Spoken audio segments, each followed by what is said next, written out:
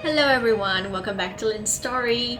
So in the previous video, our special guest, anh chàng trai Tây, shared a little bit about why he thinks Vietnamese in Vietnam are so obsessed with American politics and Donald Trump. So as promised, in this video, he's going to talk more about why he thinks Trump is bad for Vietnam and the world. You said Vietnamese should start reading the world's political scenes narrowly through their fear of China. Well, some might say, why not? Isn't Trump's anti-China stand is good for Vietnam though? No, it is not. Trump is also bad for Vietnam in many ways. Let's start way back in ancient story, 2017. During the TPP, the Hiệp định Đối tác Xuyên Thái Bình Dương was bad for Vietnam economically and politically, socially. If the TPP had gone ahead, Vietnam would have considerably better access to US markets.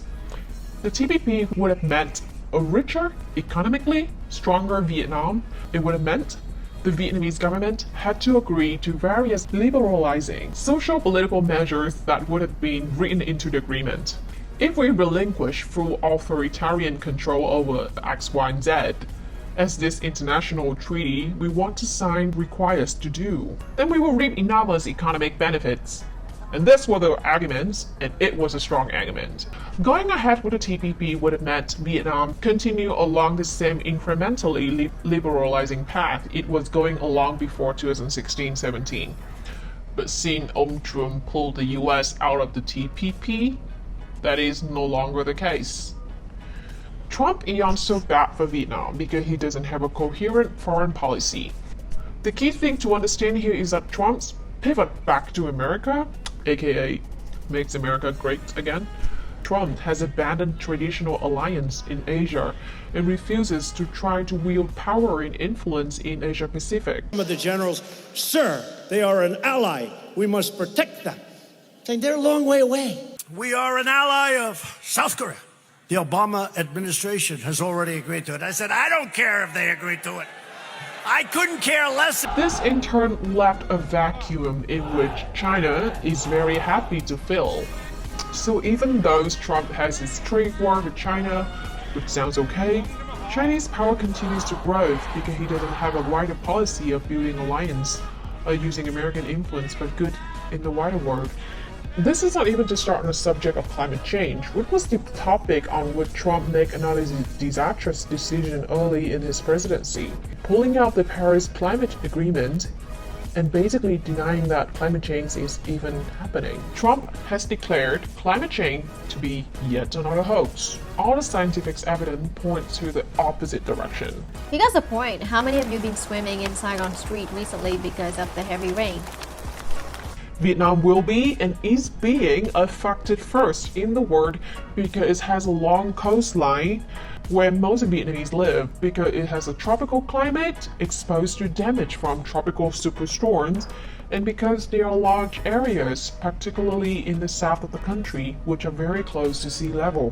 So another reason why Trump is bad for Vietnam is that he dismisses the need for action on this major problem which is affecting Vietnam and the rest of the world, and will continue to affect it much more unless something is done urgently to address it.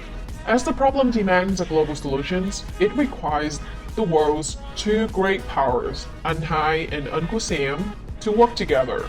Trump's fantasy-based politics are absolutely the last thing the world needs.